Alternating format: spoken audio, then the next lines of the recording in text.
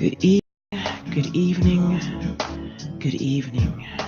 Come into the J Spot, replacing your G Spot every Thursday from 6 to 7, giving you real relationship talk, real relationship drama with the best nights of your life. Your host Jay and Simply E, hold on, get ready to enter the J Spot on Intellectual Radio. Good evening, good evening, good evening, and welcome to the best night of your Woo!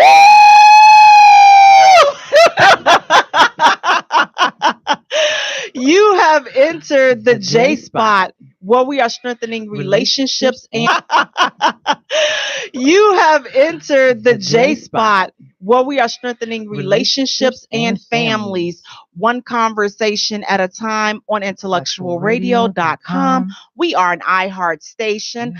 I'm your host, Jay, and sitting next to me, we have my co-crime, sizzling, sexy, author, actress, businesswoman, Simply E. Hey, E, how you doing? I'm doing well, and you, boo? Ain't no sunshine when she's gone. Ain't no sunshine when she's gone. Whoop. And sitting next to Sister Simply E, we have the man, the legend, the myth, huggable, handsome, smelling good, Alvin Lay.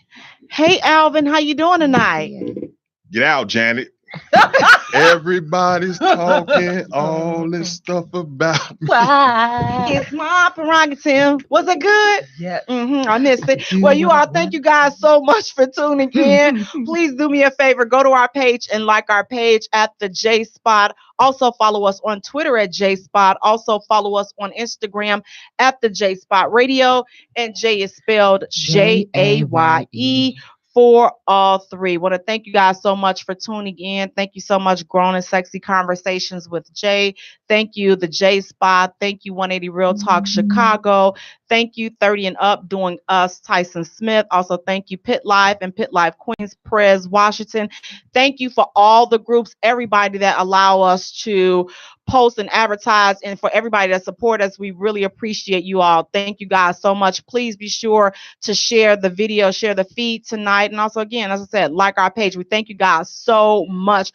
E, how was your holiday? It's up. We had a nice little 4 day. It was right. See, it felt like a long week though. I was like, what do I do? I worked out. I exercised. My holiday was straight. I exercised. I went walking and stuff. And then when my plastic fat suit got too tight and too hot and irritating on me, I stripped down in the Jules parking lot. So I was pretty good. I was good to go. I was like, I got to get this up off of me. Slap. What about yours, Alvin? How was your holiday? It was wonderful. I stayed in front of a book and read all day.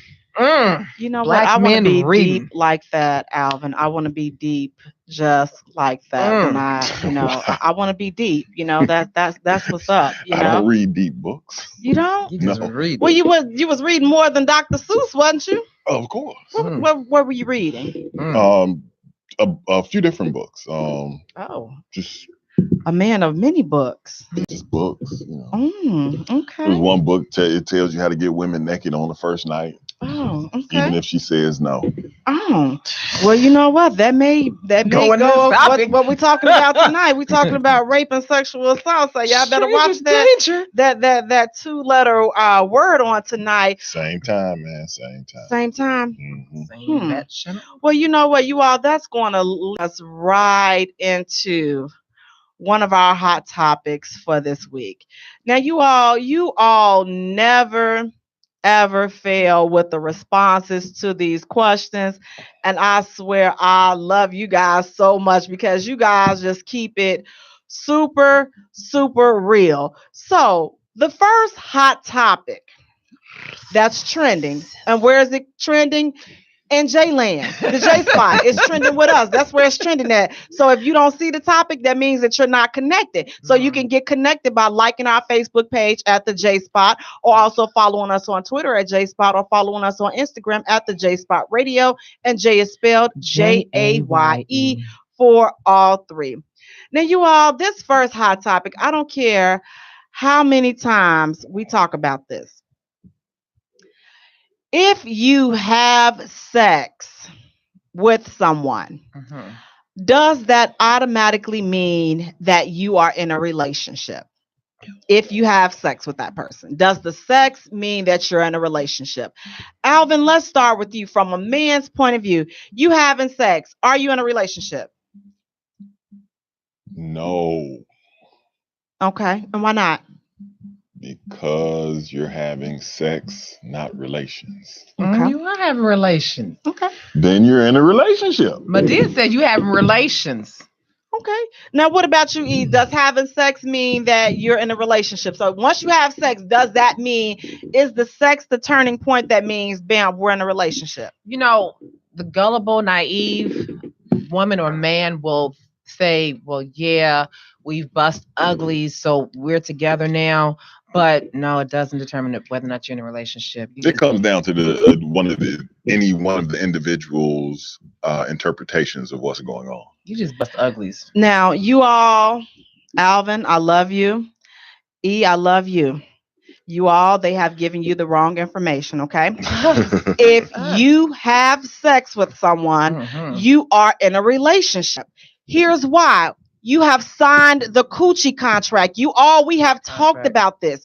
You have signed the coochie contract. Coochie contract exists. Once you enter, that's it. Now, here's the thing. Wait. Whoa. Go, yes, please. Pause. The coochie contract. Flag on the play. So, based on your definition, you're still in relations with all the men you've had sex with. You are in a relationship with each person you have had sex with. You have signed the coochie contract. If they sign the coochie contract, that's what it is. So some people say that you have to have a conversation beforehand to discuss what is what. No. Okay. Some people have a conversation. That's true. However, if there's no conversation and then you have sex, you signed on that dotted line. It's not my fault that you didn't read the fine print that said we's together now. I'm your boo and you my boo. It's it. There's no in between. You in Coochieville. Right. So the coochie contract. So you've signed that. Facebook, you all, what do you all think? Have you guys heard of the coochie contract? Now that's a legally binding agreement. Yes. Says who? The J Spot. Follow us on Facebook at the J Spot. Also follow us on Twitter at J Spot, and also follow us on Instagram at the J Spot Radio. And Jay is spelled Jaye for all three. And fellas, listen, if you have any objections to that said coochie contract, don't sign it. You know how you don't sign it? Don't have sex. And now you're not bound to the agreement. But the moment you have sex, you're bound to that agreement. You bust some ugly. It's just, it is what it is. Now listen, I didn't make this up. No. This is just what it is. Ladies, you have to start enforcing this contract. But it makes sense to sign the contract regardless of the consequences, because you're still bound legally based on your definition to the previous guy you had sex with.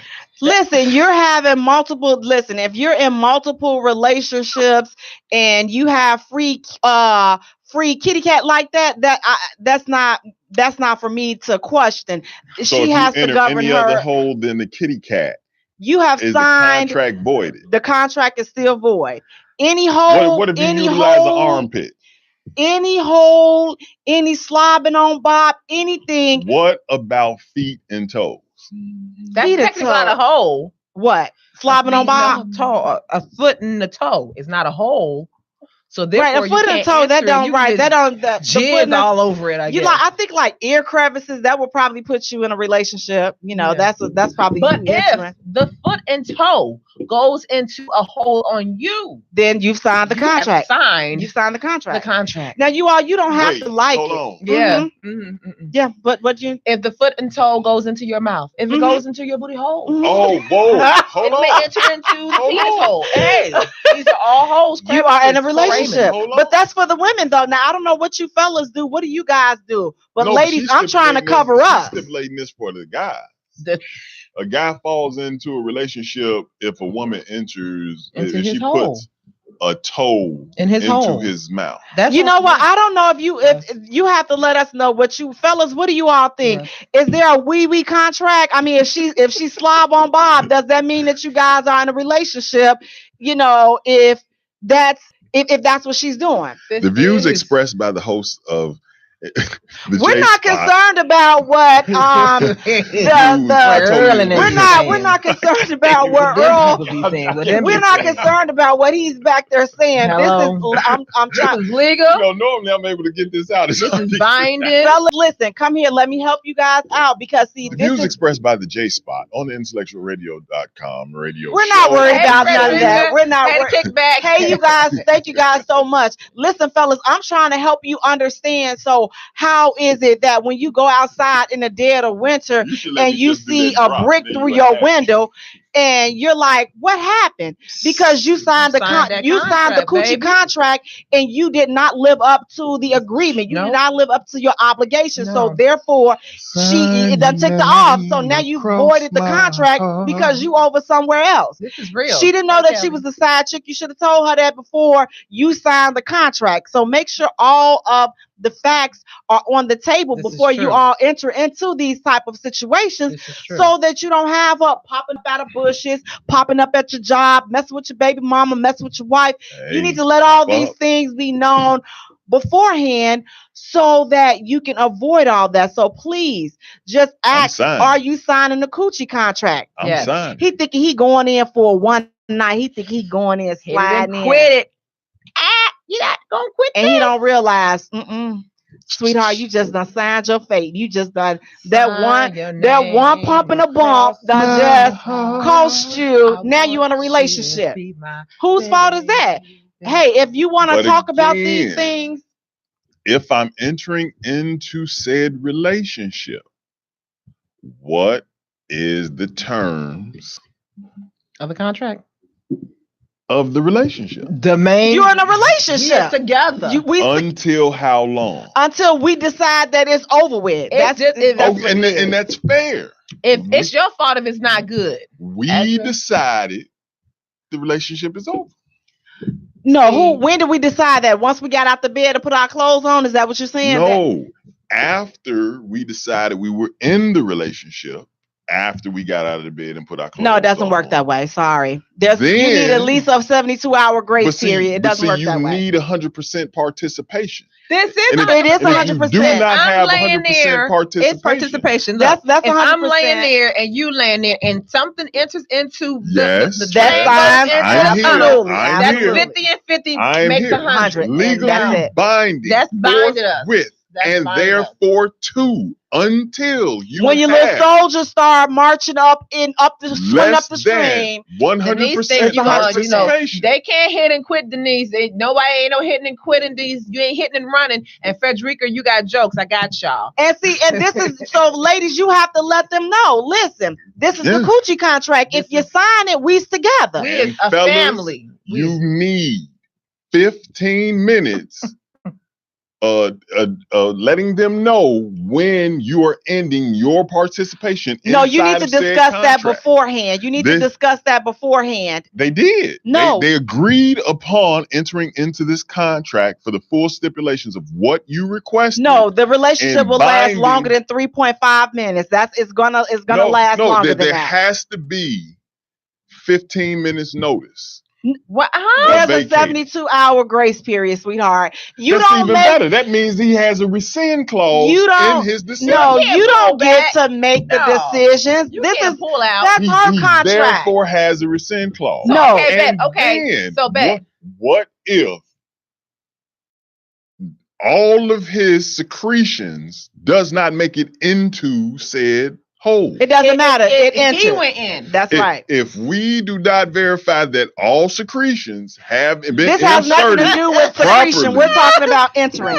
We are not talking about secretion. We are talking about entering. So once you enter the valley, you have entered into the contract, and that's just how it is. Ladies, we have to start enforcing this contract. You're not the writer of the contract. You don't have. Do you have a wee contract? Because if you have a wee contract, the law states there's a rescission period. No, there's no rescission period.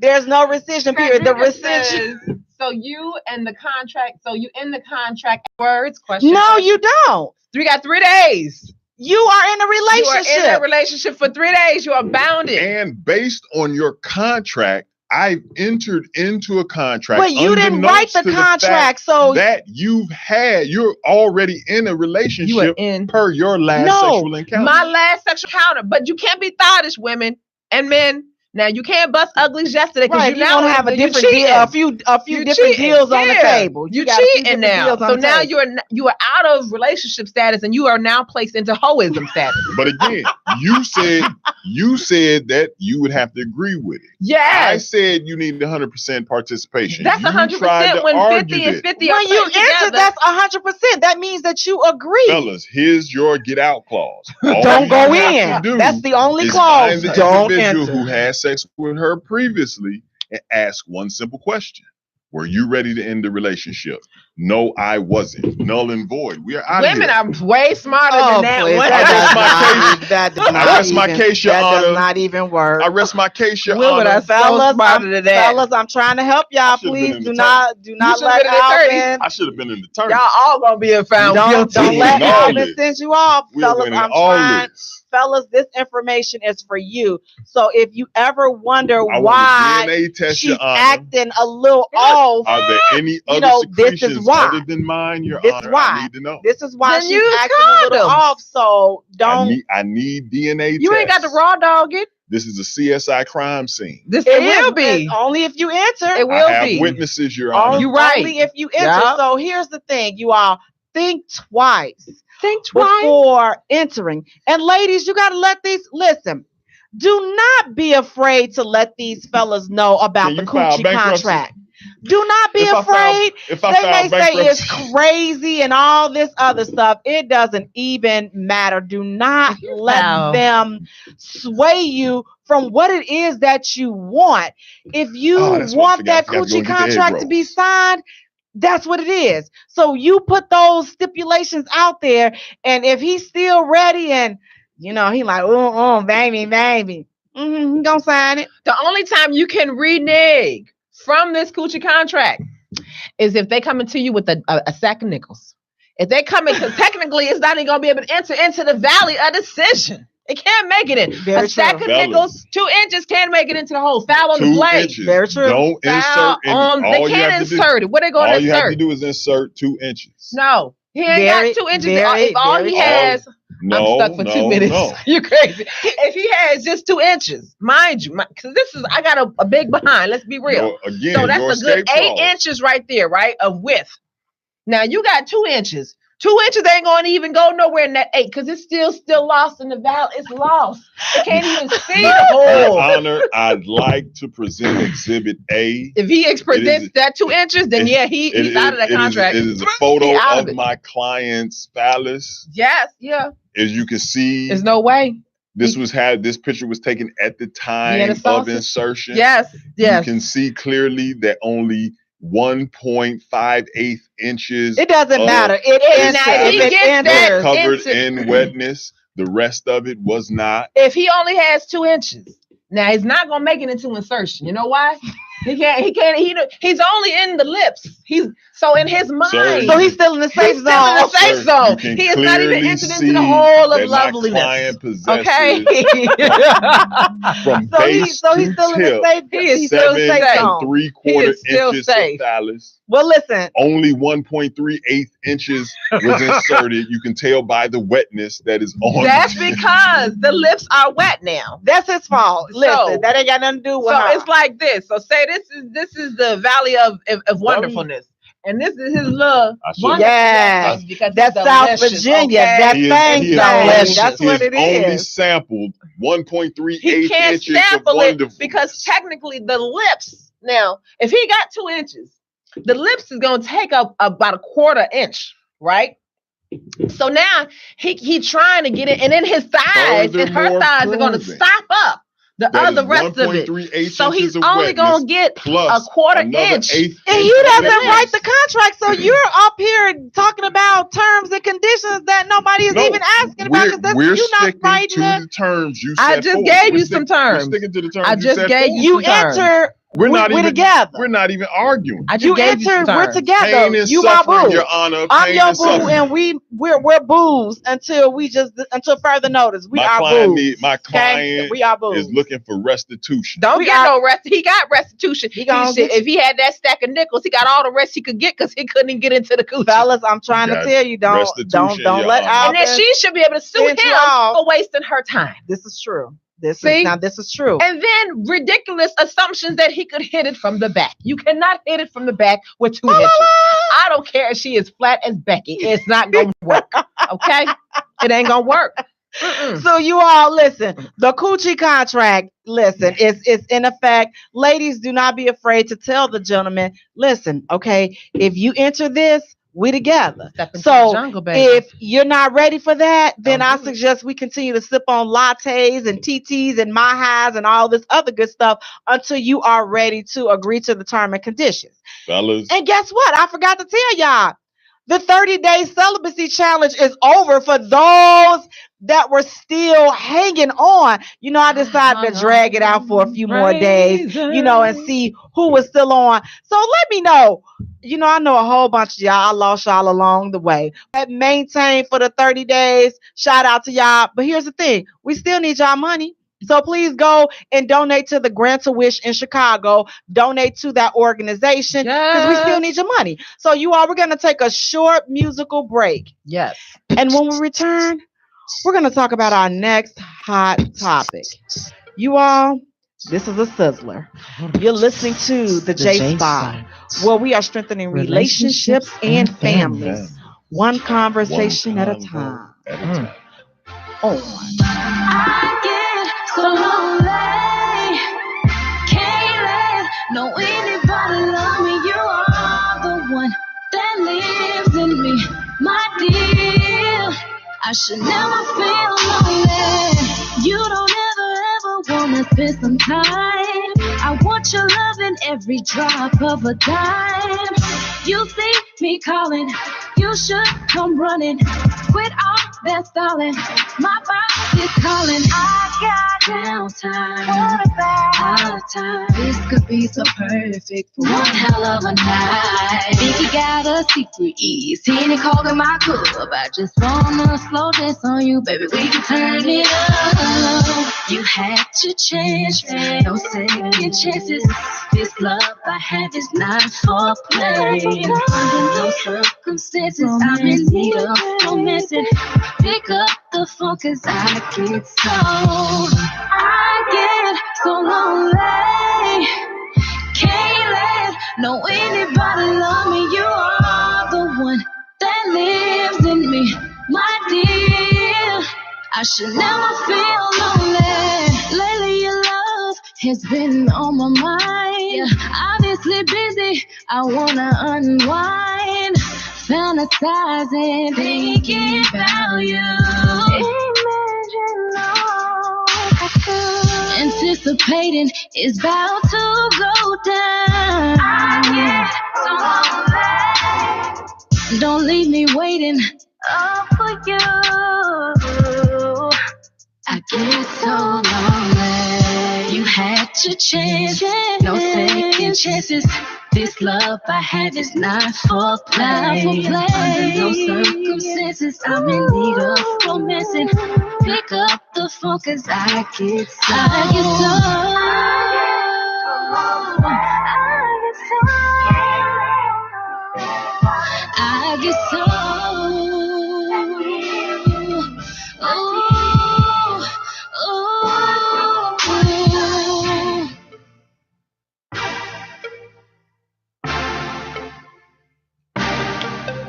Welcome back to the J Spot, where we are strengthening relationships and families, one conversation at a time on IntellectualRadio.com. We are an iHeart station. I'm your host, Jaye, and sitting next to me, we have my co-host, my partner in crime, sizzling, sexy, simply E, author, actress, businesswoman. How you doing? Wonderful.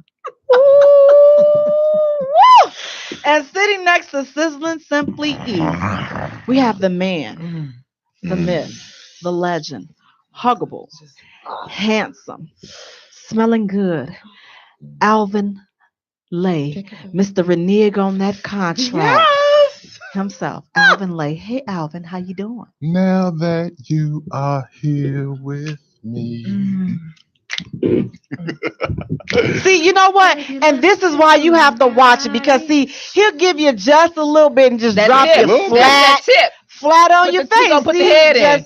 Just let you go. String around and no return point. Just let you go right there. You all, thank you so much for joining us. Please go to our page and like our page at the J Spot. Also follow us on Twitter at the J Spot. Also follow us on Instagram at the J Spot Radio, and Jay is spelled Jaye for all three. E, you want to tell them about your book, how they can grab a copy of it, and what you got going on? My book. The book is out. I have copies of the book. The book is $20. If you would like me to ship the book to you, that will be $25. You can cash at me. The information will be on my page, and also it'll be onto the J Spot page as well to receive your copy of the book. Everybody who has pre-ordered the book, I mailed everything out yesterday, so you should be getting your books actually tomorrow or Saturday. So everybody will be getting their books. Like I say, if you would like to purchase a copy of the book is here. I have the books. We cash at me, inbox me, Edra Muhammad, or inbox the J Spot, Jaye Spot, inbox Simply East Corner. Also, what's going on? Beams is growing. I had to take a break from Beams, but Beams is still in existence. We have to go out actually tomorrow and tackle the forest of weeds that have grown. Because when the watermelon fiasco hit, they decided that, well, I decided too, that the people were not going to touch my plots anymore. So the weeds have taken over. The cucumbers are going like crazy. There's so many cucumbers. It's like cucumbers are just falling down. You know how they be having the eggplants? It's raining. Falling down. It's raining me. Yes, it's cucumbers falling down all over the place. So if you would like to get your child affiliated with Beams, let me know. And also, one of my clients is having an eyebrow. If you want to learn how to do your eyebrows, do them right. Don't have them all jiggy. You know, I posted the Nike swoosh sign eyebrow. That's not cute. Don't do the pencil and then you think it up and then you come down. That's not cute. Come learn how to get your eyebrows done. The information is posted on the J Spot page as well as my page. Also, Accessory Me page. $40. Classes is this Saturday. Check my page out for the information or whatever for that. So please contact Mickey Riley so she can help you get them eyebrows on fleek. Don't do that. Don't do that. Okay. Please don't, because listen, and those eyelashes, you all, let me tell you, I love you guys so much, but some of these eyelashes are just a bit too much. Like, I mean, like when some women are driving, I'm like, okay, can you see? Like, I'm worried just because I don't want you to hit anybody or anything, you know, especially 5 o'clock in the morning. And, you know, they're already looking like Snuffleupagus. It's just not right, you all. So please govern yourselves accordingly. And also go to our page and like our page at the J Spot. Also follow us on Twitter at J Spot. Also follow us on Instagram at the J Spot Radio. And Jay is spelled Jaye for all three. And I'm currently working on a book right now. I'm also accepting pre-orders. The book is going to be called Love from the Waist Down, How to Strengthen Your Relationship from the Base Up. I'm going to give you what? The thoughtisms, you know, here. These hoisms and thoughtisms. We're going to work on this. We're going to work on this. What are you talking about? We're going to work on this. This is a love strengthening book. I bet it is love strengthening. Right. Yeah. So with the love from the waist down, that will catapult us into the next hot topic. Get us in trouble. How long should you date before expecting to become engaged? How long? See, this goes right up there with that coochie contract. So it's like, as you can see, we kind of have a little theme going on. So What age group are how you talking about? long? Let's say any age group. Well, We're not talking about the young teeny. We're talking about good and grown folks. people. Grown folks. So I'm going to say 30 are we and in up. our 20s? Are we in our 30s? We're going to say 30 and up. You in our 30s. We're not 30s. 30s and up. We're going to talk about 30s and up. How long should it be before you expect to become engaged or at least start having that serious conversation? Now, let me put this disclaimer out there. When y'all doing a horizontal mambo and he talk about he want to marry you or she talking about she want to marry, that does not count. That's not the conversation. No. That's not the conversation. I think I love him during that time. Right. That's the only time you do love them. So that particular conversation, I feel like any conversation during that time, does that count to you guys? Does that count to you? I'm like, I don't believe anything. That's just bedroom sex. That's just pillow talk. See, that's what I'm saying. What do you say, Alvin, from a man's point of view? Anything that you say during the heat of the moment, we getting it in, it's south. Listen, y'all doing a horizontal mambo. Anything you say in that time frame, does that count? Do you believe that? Do you expect to be held to those words or whatever it is that you're saying? Do you expect to be held accountable for that? Everything that I say during the sexual encounter, I expect to be held to. That is why I have a list of statements that can be made during sex. Fellas, if you need to know this list of statements, these statements are no further binding than the sexual encounter itself. So if they're ever spoken outside of the encounter, all you have to do is go. So guys, fellas, listen on this feed, and ladies, do you believe what he's saying in the heat of the moment when you are doing the horizontal mambo? Do you believe what he's saying? Oh, I love you. Let's get married. Baby, it's mine. Well, wait, whatever is being said during that time, do you take that to heart? Do you believe that? Crystal Talbert says 2 years, before you all discuss, I guess, engagement and marriage and stuff. And Miss Precious Bonner says, hell no, sex talk is inadmissible. Okay. See? Thank you. Okay, so what about do you believe it? I don't like these women are turning against y'all. Here's the thing, stuff that you were spewing. There's some things that I'm gonna hold you accountable to, but I don't think that I love you. I don't want to hear I love you for the first time during how you get out during doing the horizontal mambo. What about you? Like, do you does that count to you? No, when I'm having sex and he talking about something, I love you. Girl, no. Right, because like the first time, he's not talking to you. He's talking to the sex. You know what? And if I say and we're having sex and we haven't established that while we're not having sex in real time, then I'm probably, and if I say I love you, I'm saying I love you because I'm saying that the sex is good. I'm talking because you're not I'm talking to the sex. I'm with Brown Sugar Hodges. She said if he said it, he better mean it. I'm with you. See, listen, I know there's a method. I'm telling you, I know we're not out here by ourselves. He is not talking to you. Yes, he is. He is not talking to you. You are a third party. Hush your mouth. Hush your mouth. What? Hush your mouth. Don't. No. No.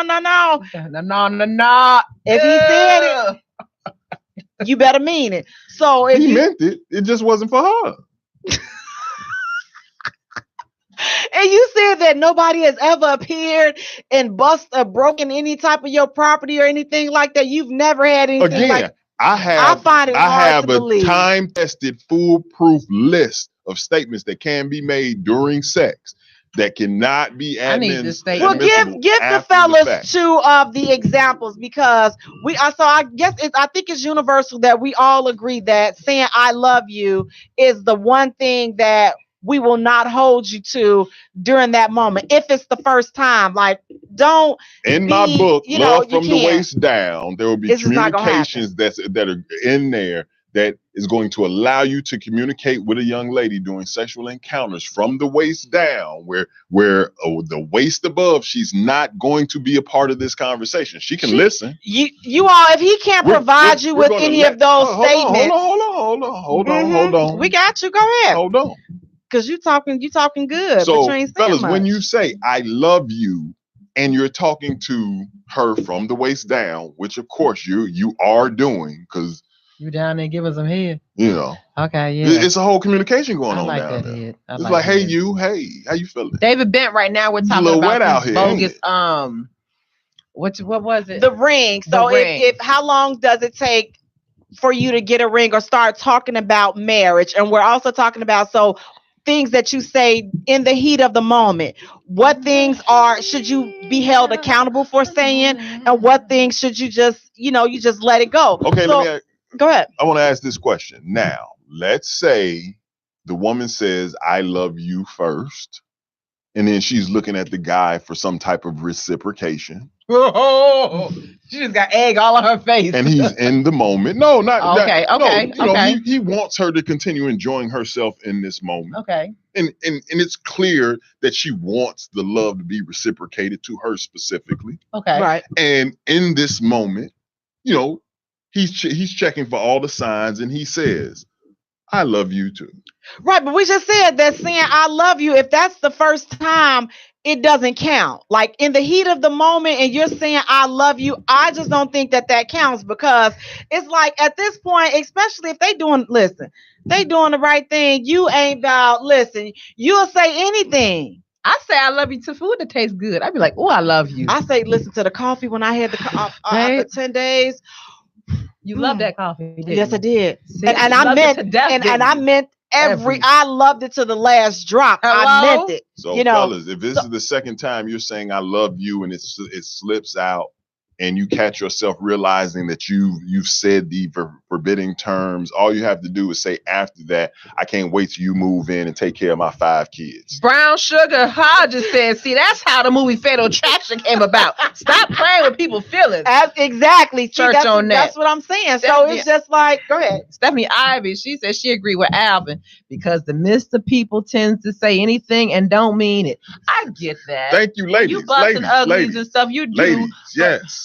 Right, but we've already said so. I'm winning this easy all day. But we've already said like the I love you for the first time. When you I loving you and you exercising. For the first time, it doesn't count. It don't. It don't count. It's not like this. It's like with this face. It doesn't count. Like if that's the first time, it doesn't count. I'm gonna give the face. Right, it doesn't count to the face. That's the face. When you are melting for the first time, it don't count. Wait, so it's like wait.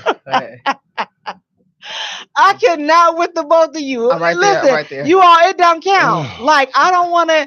Let's have that conversation beforehand. Let's talk about being in love and those nice things. But if you're saying, okay, I want to be with you. Now, if you're saying stuff that it takes some thought, you're like, I want to build you a house. I'm expecting my house. Right, because it takes, when he says that, ladies know when he says that, you dealing with a carpenter, that's some bull. He lying to you. He want to buy your car. He got a car dealership. He lying to you. He just want to tap it. He's showing you all these looks, and you know he got a car dealership. So he's lying to you. Well, in my book, it states if he doesn't have a car dealership, if he said, what you want to say, I'm gonna make you some steak and potatoes. Listen, these are things. He's lying to you. These are things that I'm expecting you to hold up to your end of the bargain, but saying I love you for the first time during that moment, it's a no-go. We're gonna have to have that. We're gonna have to have that conversation either beforehand or you have to say it again afterwards in order for me to believe it. David Brandt said we must learn each other we must learn to earn each other in these relationships for real. Let's see, David. That's all I'm saying. You and us shall never We say part. things in relationships for actions and reaction. 100. Absolutely. Well, you all, we're going to take a short musical break. Yeah.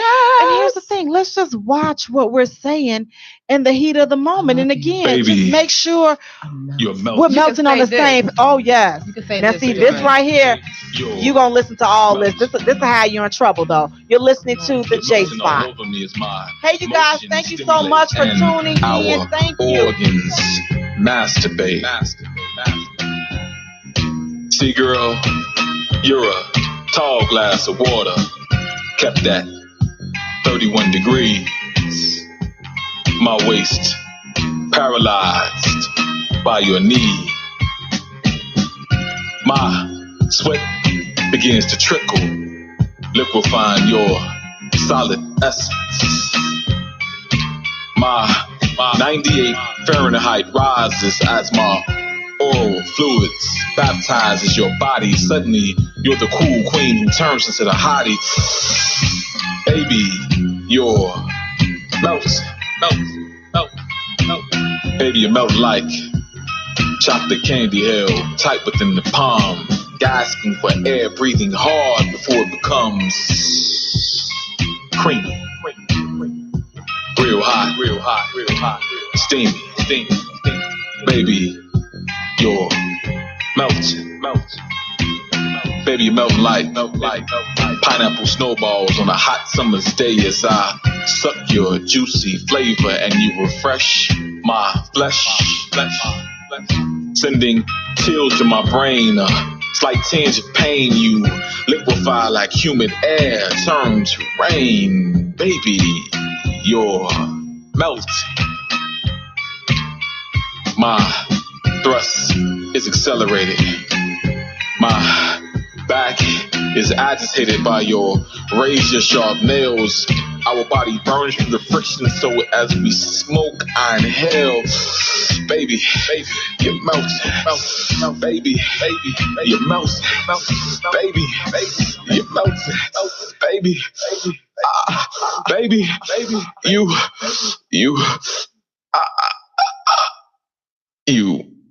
melt. You melted all over me like warm butter on hot toast. So I toast, holding my glass high. I propose a toast to you, the one who was so cool. When I looked at you, you made my eyelids turn blue, like the ice that keeps my drinks cool, but no longer, 'cause baby, you melted.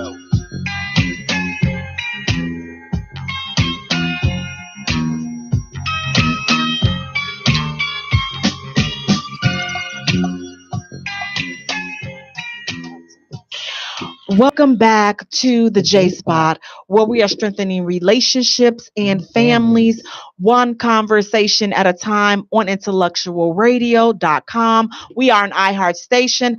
I'm your host, Jay, and sitting next to me, we have my co-host, my partner in crime, sizzling, sexy, simply E, author, businesswoman, actress. Hey E. Hey, boo thing. How you doing?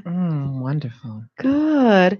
And sitting next to sizzling, sexy, simply E, we have the man, the legend, the myth, huggable, smelling good, handsome, Alvin Lay. Hey, Alvin, how you doing? Can I touch you? You can be my big daddy. Oh, take it slowly. Hey, Big Daddy. Hey, Big Daddy. How Why you didn't doing? want to read this caddy? Thank you guys so much for tuning in. Please go to our page and like our page at the J Spot. Also follow us on Twitter at J Spot. Also follow us on Instagram at the J Spot Radio. And Jay is spelled Jaye for all three. Thank you guys so much for tuning in. Now, here's our other hot topic.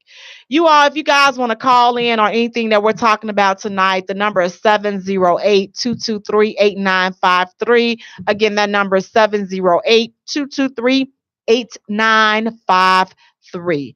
Revenge cheating. Oh, baby. Yes or no? Could you revenge cheat? And if so, why? If no, why? Why not? Could you revenge cheat? Alvin, could you ever revenge cheat? No. Why not? You know, I have issues with the term cheating. I don't believe in it. So, I might lie. I might revenge lie. Don't believe the hype. I might refrain from keeping you abreast of what's going on in my life. Keeping my breath. But you won't physically do the cheat. No. Why not? No. Especially now in my life. I'd rather tell you, hey, your friend got a big booty. Would you mind? Yeah, go ahead and try to tap it. If I give her some of my 12 play. Your 12 Would you mind? I'd rather be honest at this point in my life. Okay. What about you, E? Revenge cheating. No go. Yes. No.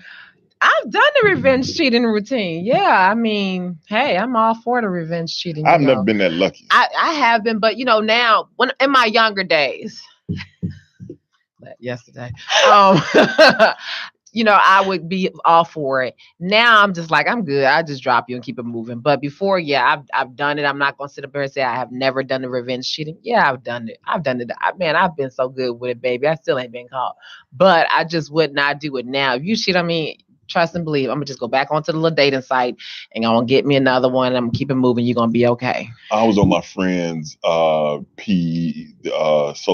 social dating page today. Mm-hmm. I hadn't been on one in years. Wow. And so I'm going through his page, just looking at the lady. He's like, "Oh no, I don't like her because she asked what was my income immediately, and she asked what kind of car I drive." And he broke. And it made me start to think about, okay, like what questions do women ask? Like I'm terrible at getting to know a woman like that way dating, because I don't ask questions. I just personally pay attention.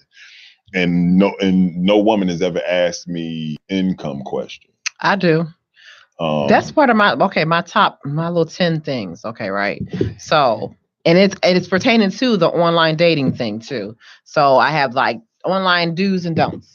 Mm-hmm. So the do would be give variety of pictures, give a full body shot. If you're a big girl, even you're a skinny girl, give a full body shot, give a face shot, give, haircut, no wigs on, wigs off, whatever. Yeah, ladies with the big belly, start embracing your belly. Take a picture of your belly.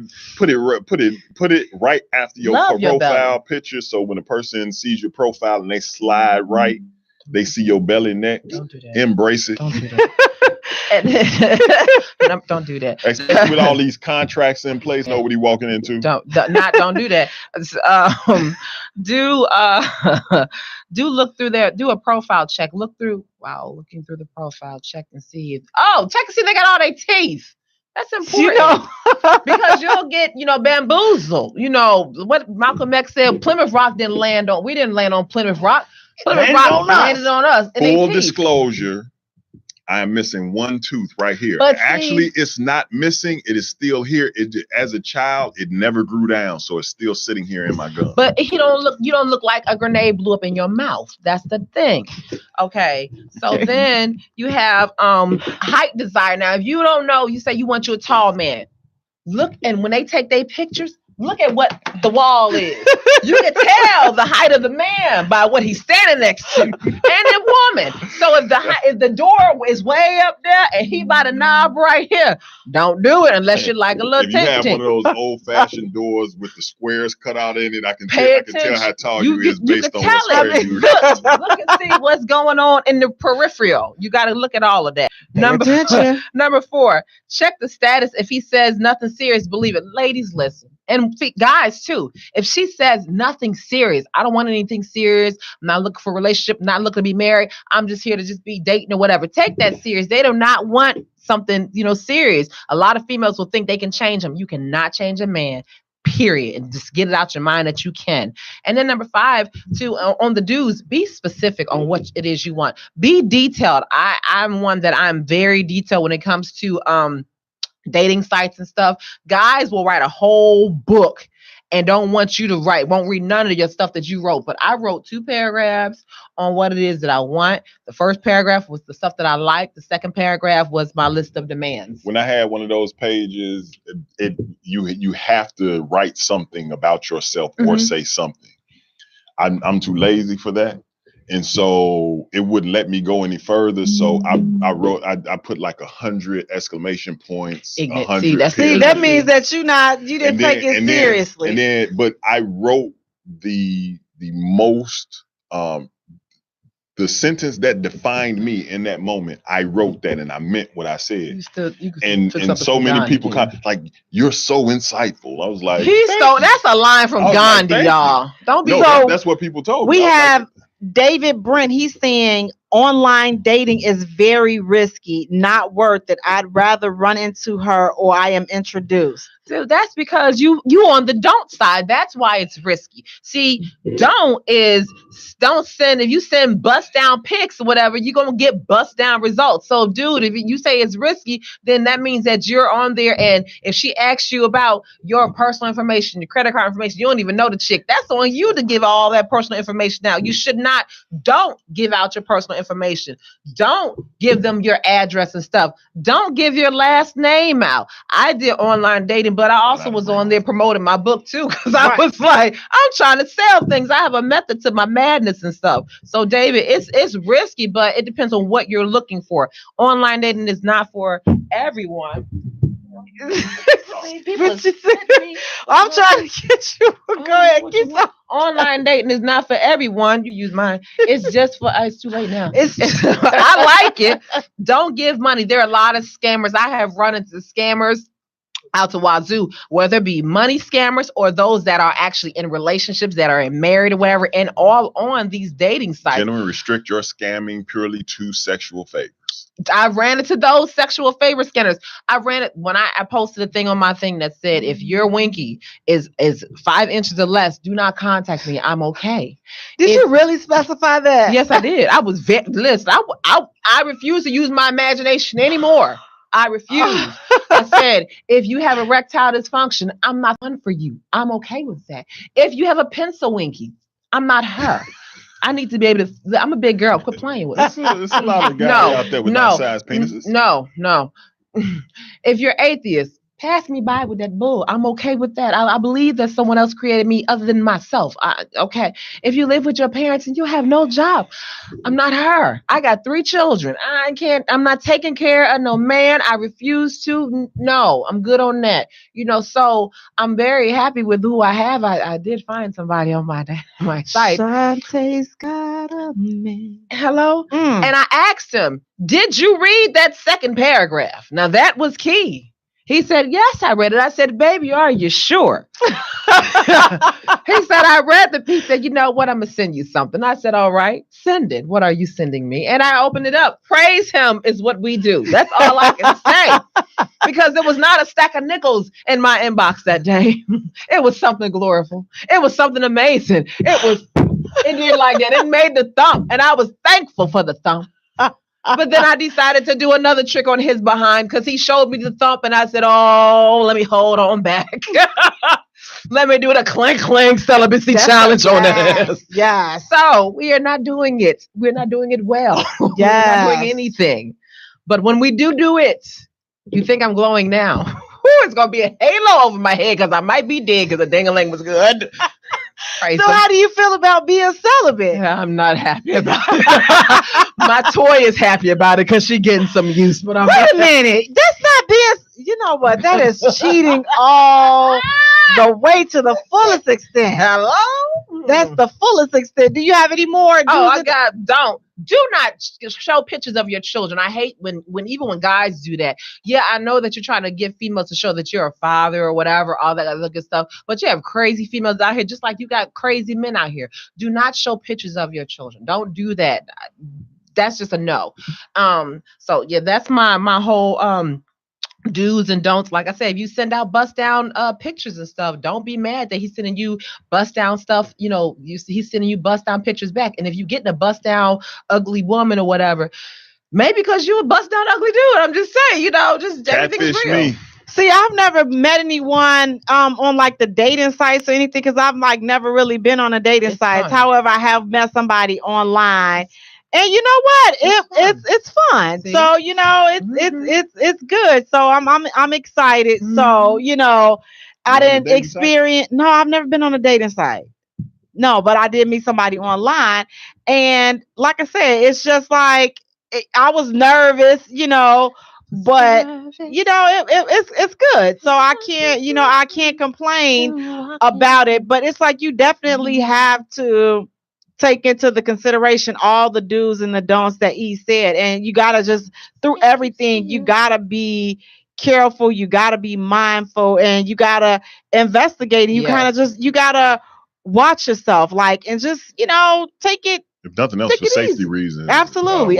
Most definitely for safety reasons. Absolutely. Like you say, don't give out your information. I won't give out my information. I'm so far in the boonies, I'm good to go. So you're not going to find me. And even if you do find me, you still not going to find me, but I'm not going to give out my information like that, And that's regardless if you're a man or woman. It's crazy. Guys don't realize you may be strong. You may have that natural male strength or whatever, but women are crazy too. Absolutely. Bat crazy. And they do the crazy, listen, I'm telling you, that crazy sneaking up on you type, that is that crazy stuff. See, it's like you may be physically stronger, but if she's smart and like, listen, I know some chicks, the stuff that they come up with, you like, wait a minute, how do you have time to, think about all this stuff? So it's just like, just definitely be mindful. And like somebody said, earlier in the feed, be mindful about playing with people's emotions. Here's the thing. It's like, you don't have to lie to a person to get what you want, because there's plenty of people that's giving it away. It's like plenty of people don't care about a relationship, don't care about a commitment. If the person that you're dealing with, they want a commitment and things like that, don't lie to get what you want. Go and find the other person, because it's like as soon as you walk out the door, you're going to run into about 12 of them that don't want nothing but what you're offering. So It's just like, it's so... what the free stuff is like a dime a dozen. So it's like you don't have to lie to get the little 1% that's that want a relationship, when you still ready to eat all of the 21 flavors. So it's like and there's nothing wrong with that. If you want all the 21 flavors, 31 flavors, knock yourself out. Be honest about that. But there's what if you only want 2 though? Well, then okay, but then you have to say that if you want anything but one, then and the one that I'm offering, then you have to say that. And it's like, Houston, we have a problem. I'm gonna have to let you go until you are done. My favorite question I like to ask: are you done hoeing? Because if you're not done hoeing, then it's like I'm not the one for you, and it's okay. That's a real question. It's a real question. Are you done hoeing? Not are you ready to be in a relationship? Because the answer could be yes. However, you still got some hoe type ways, and it's for men and women. So fellas, you should be asking this as well. Are you done hoeing, sugar? Are you done, are you done having happy panties? Because them panties get happy, baby. Are you done having friendly kitty cat? So it's like these questions you need to ask. Don't be afraid to ask, you all. See, this is where you messed up at. That's where they get it messed up at. They're afraid to ask these questions. Like I told him, one thing that I need is paperwork. Do you have paperwork saying that you do not have any STDs, nor do you have HIV? I need that paperwork. He was like, yes. I said, okay, because mine is dated 2 weeks ago. Right. Mine is this year, not of last year or year before. This is current. So if you have that, then I need the paperwork. He was like, okay, I got you. Bet. So we get afraid to ask that question because we may like this person a whole lot and we don't want to know the truth. And then a lot of us are so afraid to even get tested ourselves because we don't want to know that, dang, I got it. Well, you got dang and deal with it. You got it. You done slept this your bed. Now lie all up in that bed, roll around up in it. But I'd rather know than sit up here walking around not knowing and then infect someone else or get infected by somebody else, whatever. So you got to ask questions. And it's like, here's the thing. If you don't feel comfortable with talking to that person, then really, what are you doing? Like, if you can't even talk about serious matters, then why are you sleeping with them? Exactly. Like you can sleep with them, but you're afraid to ask a question. You're afraid to talk to them. That may be something that you want to reconsider. We're going to take a short musical break. And when we return, we are recapping from last week. We're talking about holding grudges and forgiving. How you going to forgive them? Or you just going to keep being mad? You're listening to the J Spot, where we are strengthening relationships and families, one conversation at a time. And be sure to call in, you all, if you want to comment, 708-223-8953. About to go get it. This about to change my living. Yeah. About to go get it. Yeah, I'm about to go get it. About to go get it. This about to change my living. What? I woke up early in the morning, yeah, I had a bright idea. I woke up early in the morning, yeah, I had a bright idea. And it's gonna make $1 million. Yeah, it's gonna make $1 million. Yeah, it's gonna make $1 million. Yeah, and I'm about to get it, and I'm about to get it. I woke up early in the morning, yeah, I had a bright idea. I woke up early in the morning, y'all just don't know how I feel. And it's gonna make $1 million. Yeah, it's gonna make $1 million. Yeah, it's gonna make $1 million. Yeah, and I'm about to get it, and I'm about to get it. Y'all, I woke up sitting in my Maserati. Candy paint black, got the big body. Later this evening, I'ma switch up on them. Jump in the back of my Bugatti. Yeah, backseat president, 5-bed resident. Ain't thinking about parent. Got skyscraper condos, car for the elevator. Floor walk on be pit. See money like water, so I can just spend it. Cause I just invented some shit that's intended to keep on making me that guapa, that guapa, that guapa. Don't know the deal is beginning. Man, I don't even cook myself. Get washed up coming to America. Got ladies all around like hell. Yeah. Throw my clothes on, hit the hysteria. Yeah. Diamonds on the neck. You see me. Cuban on the wrist. You see me. Born with the fit. But the fit is 8216. Yeah. I had a plan. Now I'm the man. So I'ma take it as far as I can. Gonna cop me a whole island. Straight tropic. Yeah, I'm gonna be out here wildin'. I woke up early in the morning. Yeah, I had a bright idea. I woke up early in the morning, yeah, I had a bright idea. And it's gonna make $1 million. Yeah, it's gonna make $1 million. Yeah, it's gonna make $1 million. Yeah, and I'm about to get it, and I'm about to get it. He's so fresh and so clean, that's what they say. Yeah. Armani suit and it's tailored to me. Always gonna have some Chuck Taylors on me. Keep a bunch of different flavors on me. Big face, all I want is big face. Yep. That's what keep a hustler in a rich place. Yeah. That's what keep the haters with the shit face. Keep the money coming at a fast pace. Yeah. Got a boat that Costa Rica, modern one deck mamacita. Plus there's plenty of room, dozens of meters for when I pop bottles and turn with my people. Hell no, I ain't worried about nothing. Got dogs here to push that button. Plus I got a whole staff on payroll, so I gotta eat like glutton. Yeah, turn my millie silly. You see me. Eat steaks like I'm in Philly. You see one me. One of the ghosts like I'm Billy. Legend. But I'm a ghetto boy like Willie. What? They trip off the way that I came up. Cause now when I go, private plane up. What? Yeah, ran out any time of the day. I'm on my way and I step my game up. Yeah, I woke up early in the morning. Yeah, I had a bright idea. I woke up early in the morning, yeah, I had a bright idea. And it's gonna make $1 million. Yeah, it's gonna make $1 million. Yeah, it's gonna make $1 million. Yeah, and I'm about to get it, and I'm about to get it. I woke up early in the morning, yeah, I had a bright idea. I woke up early in the morning, y'all just don't know how I feel. And it's gonna make $1 million. Yeah, it's gonna make $1 million. Yeah, it's gonna make $1 million. And I'm about to get it, and I'm about to get it. Go get it. Go get it. Go get Welcome it. back Go to ahead, the J Spot, where we are strengthening relationships and families, one conversation at a time on IntellectualRadio.com. We are an iHeart station. I'm your host, Jay.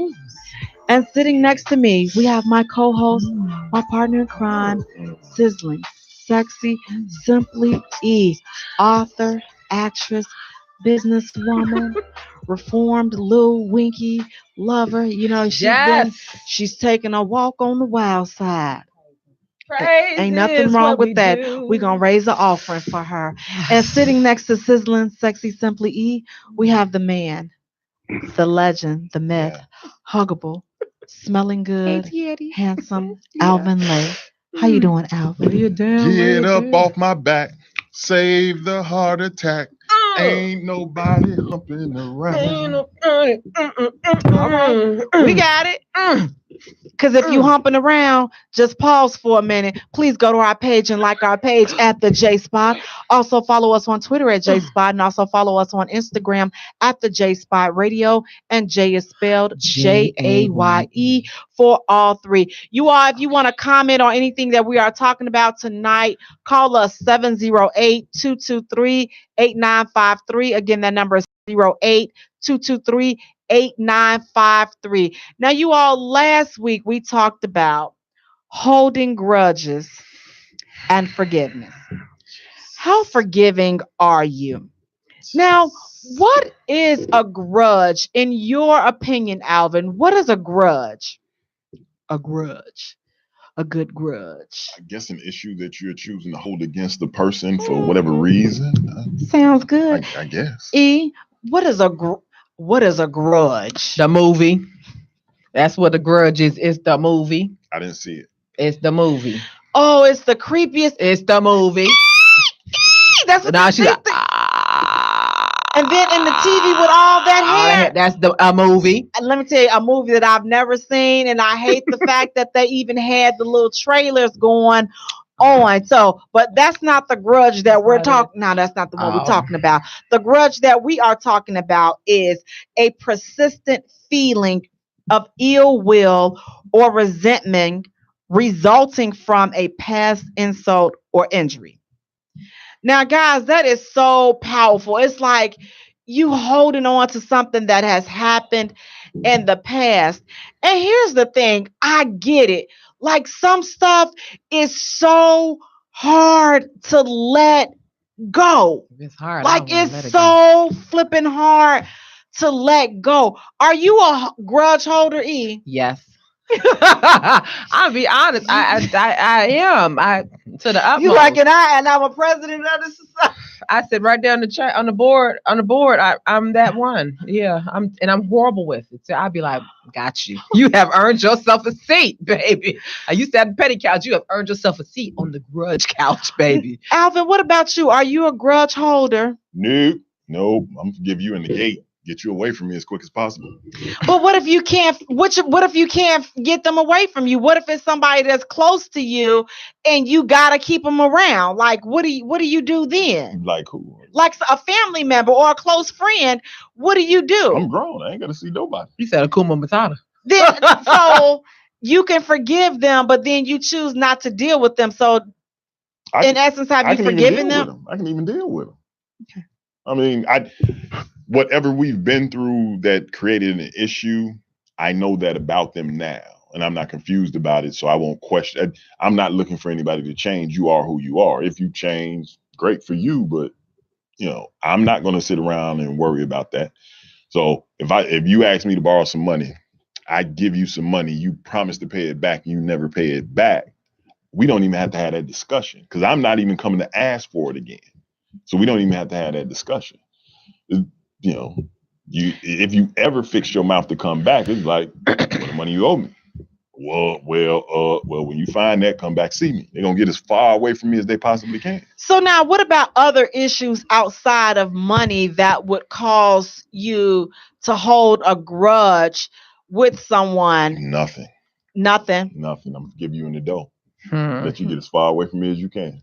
Well, you all, please keep me lifted because I am definitely working on it. I mean, I do okay for the most part, but there are definitely still some areas that that I struggle with. And I struggle with the things for people that are close to me. And just to piggyback on what you said, though, Alvin, like some people that have a habit, in my opinion, that I can expect you to do some low down underhanded stuff, or just some stuff that's not on board, that's not on the up and up because you just got a history of not being on the up and up. Mm-hmm. Like, I don't hold grudges with those people because I'm like, listen, you always pulling these type of stunts. This ain't the first time. This ain't going to be the last time. So I don't hold grudges, and I don't take those things that those people do seriously or even personally. But like when somebody that you trust and you betray that trust, it's just like, man, I have a hard time coming back from that. Like, even like, but why though? Because I trusted you. Okay, and now I can't trust you, at least in this area of space. So, and you are who you are. Right, but then it's like all bets are off. Like, and it's like now every time I see you, it's like, okay, I'm thinking about that's thing that you did. That's the reason why you got to forgive them. Right. And accept who they are. And it's like, but how do you do that? Like, how do you actually move past that? The offense, they've apologized. So like if let's say somebody tears your car up, and they apologize for it. listen, you ain't made no effort to get the car fixed. So do you just accept the apology and just keep it moving? Or do you accept the apology, but then are you still expecting them, if they're truly sorry, are you expecting them to right their wrong, whatever the wrong may be? Whether they fix it or in the car situation, whether they fix it or not, are you not going to get another car? It doesn't. Is that really the issue though? Like if you get another, but it is because you said you're not making an effort to fix the car. You're looking for restitution. Okay. If they come back and they resolve the issue, great. They've grown in that process. That's their issue, not yours. So why would you hold on to that? So every time you hear their voice, every time you hear them, every time you see them coming, it stirs up all this negative energy inside of you. Why? That's holding you holding you captive to a moment that is already passed. Right. You can move on from that. The quicker you can move on from that moment, the better for you. The best thing you could do is, okay, I forgive you, whether you say it or not, whether you talk to them ever again. You can even choose not to deal with them, but you can forgive them and leave that issue where it is. But again, in that space going forward, they know what they can and they cannot do with you going forward. So they're not going to come ask you for your car again. They're not going to ask you for money. They're not going to ask you to sleep on your couch. They're not. I can't because I wronged this person. I know I wronged this person. Even if you let them know at any given time, if they do they muster up the courage to ask you again, yeah, but you did this. I can't trust you in that space. I can forgive you. I moved past it, but I know you. There's no change in you. So why even play that game? Why don't you go do that with somebody else? Right now, there's some of those jokers now. There's some of them jokers, they'll apologize, smile in your face, and then they'll still come back and ask you for $7.50. So I'm just saying, but that is and the quicker you gave them $7.50, the quicker they gonna get away from it. Mm-hmm. Especially if you're talking about a family member or something like that. Someone you have to commingle with at points in time. I ain't got to commingle. Now, what is forgiveness? A word. A word. Somebody said, preach, Alvin. He did. I wanted to raise an offer for Alvin. Now, according to an online source, forgiveness means that you've made peace with the pain and you are ready to let it go. Dr. Maya Angelou called forgiveness one of the greatest gifts that you can give yourself. And Gandhi named it the attribute of the strong.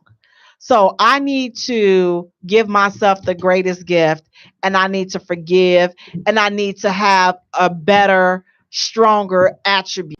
Because, for the most part, like I'm telling you, like 90%, I'm there. But do you view it as power? Do you view it as your power over that person by holding that grudge, that issue over? No, and it's not something that I want to hold on to. It's just like, it just lingers. It's just like foot fungus. It just lingers, it's just lingering all between your toes, all that. It just lingers. But see, if you deal with that, you might be able to get over this whole sex thing and having sex and restricting the person. I'm not really even sure what are you talking about. What in the devil?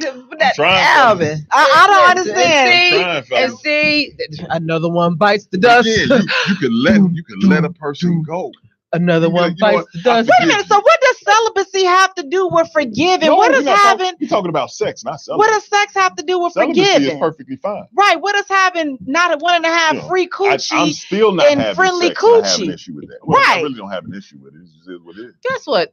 Listen. God is such a wonderful God. Listen. Yes, He is. He has given you a right hand and He has given you a left hand. He has given the company Johnson & Johnson to make these products so you can use that for your right hand or your left hand.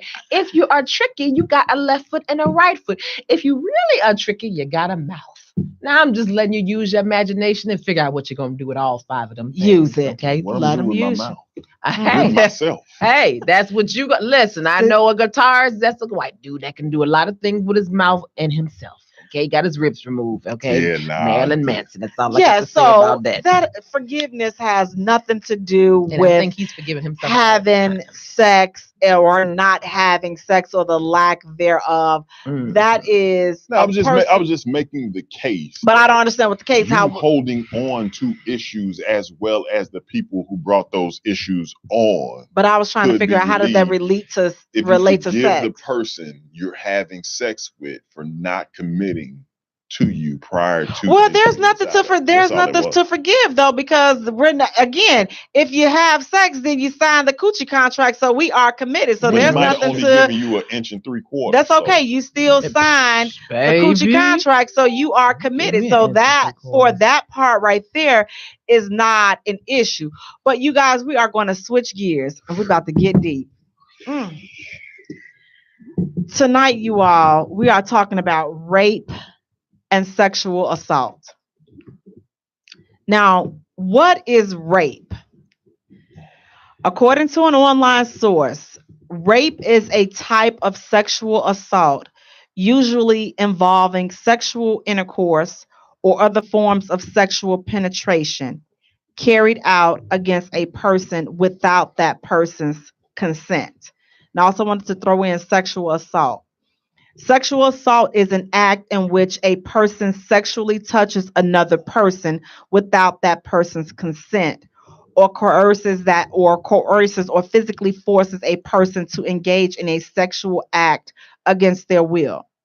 It is a form of sexual violence, which includes rape, forced, whether it's vaginal, anal, or oral penetration, or drug-facilitated sexual assault, groping, child abuse, or the torture of the person in a sexual manner. Now, there are roughly 321,500 victims of rape and sexual assault each year in the U.S., and 7 out of 10 rapes occur by someone that the victim knows. So you all, this is crazy because it's just like when you think of rape, like I thought, like when I thought of rape, it's like you always think about getting snatched up off the street by somebody. When you hear these stats, it's just like, man, the person that you breaking bread with could be the one that could actually do such a heinous thing to you. Like, what are your thoughts on that? Like, what are your thoughts as a man when you hear just the term period rape, Alvin? What are your thoughts when you hear it? Actually, when the topic came up, that was my thought process. Someone being close to you, taking advantage of you, and taking you against your will, versus someone just snatching you up in order to do it. I've often thought about this in that dynamic where you're out running or you're out walking to your car and no one is around and someone grabs you and snatches you. The mental illness that has to be in place to be in a sexual mindset in order to be able to facilitate sex in that space. Like where do you have to be aroused in that moment? I can't fathom being able to be in that space. It's hard for me to aggressively have sex. So it's like to actually be in that space where, okay, I'm going to take sex from you, then be aroused in that moment. That's because for some attackers, I mean, that's turn on. And I guess I can understand it from that standpoint, but the mental illness that has to be attached to that to be able to get into that space. You all, if you want to comment or join in on the conversation with us, feel free to call us 708-223-8953. Again, that number is 708-223-8953. Tonight, we are talking about rape and sexual assault. Now, Alvin, just to piggyback on what you just said, it's a small percentage of people that are actually doing that, right? Rape, grabbing you, and I think that's what makes this so alarming, is because, as I said, it's a person that you trust. Yeah, it's like so you have your guards are totally down, and I think a lot of this number, I don't even think people realize it was rape. Like, I don't know, like, are really 7 out of 10 people intentionally just out there raping people that they know. It's someone, I remember when I was in this support group and going around the table and listening to their stories. Like I remember this one guy, it was military personnel, and this one guy, he was a Navy guy, and he had been raped repeatedly by his peers. And these was people that he had been on the ship with for all these many months or whatever. Oh, wow. He had been in close quarters with, because on a Navy ship, it's very tight quarters, right? Because you were in Navy, very tight quarters. But they had messed him up so bad. But these were people that he saw every day for months at hand, and they had raped him and stuff.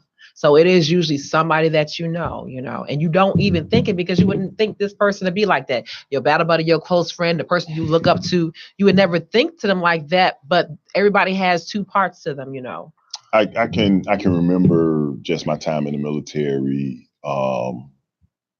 and a lot of what we grew up in, and this is in the early 90s.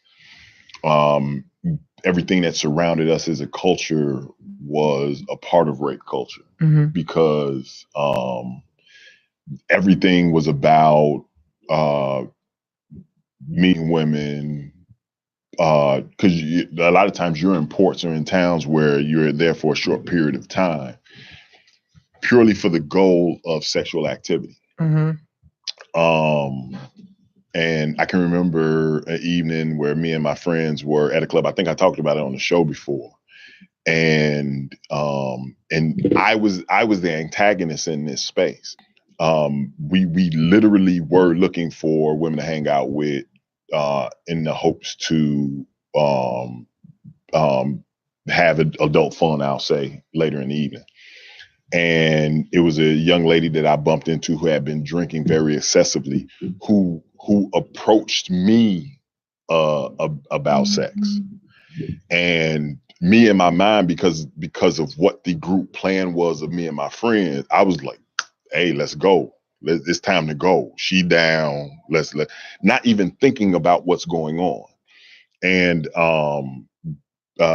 nothing ever transpired, because it just didn't happen. But like standing in the middle of a club and watching all these people who are watching us. Okay, I'm sorry. We have a call.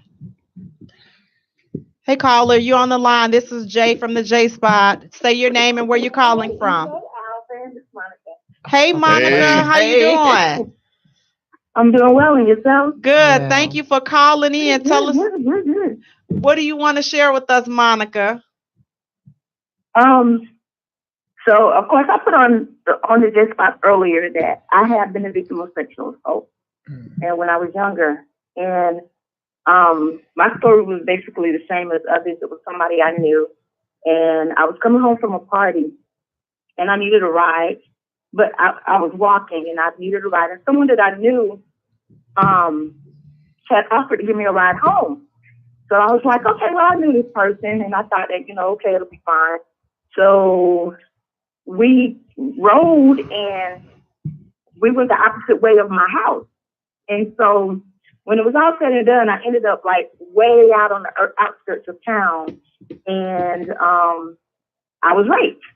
And so, I mean, everything after that was, of course, for a while, because I didn't tell, because of the fact that the consequences of the way that people would look at me, what they would think. So I had to go through all of that. And after a long time, it took for me to go to therapy and all that stuff to be able to face what happened and actually be able to confront the person that raped me by pressing charges. So it's like mentally you go through so much. It's hard. And it's crazy because, during the whole time you're thinking, what did I do to deserve this? Why me? Am I dressing the wrong way? Do I look the wrong way? No, in the town that I lived in, you don't think like that because, I was a cheerleader. I was, I knew everybody. So I didn't find the reason of why they should have happened to me. And then, even as a parent, as a mother of a daughter, I became like seriously overprotective because that's my daughter. Mm-hmm. And even when I did tell my mom, it was like, It's just a lot that goes behind that. But a lot of women are facing it, and a lot of them are not telling because they're afraid of the consequences. Yeah. Yeah. So, Monica, what word of advice would you give to someone that is listening and they are afraid to speak up because of what people may think? What word of advice would you give that person? Times now are so much different. You can go to the authorities. Now they're taking rape and sexual assault so much more seriously than they did at that time. So I would say, I would call the police. I mean, immediately call the police because they're there to protect you. It's just way more different now to say versus back then. The laws have really changed drastically to the point where it will protect you from being sexually assaulted.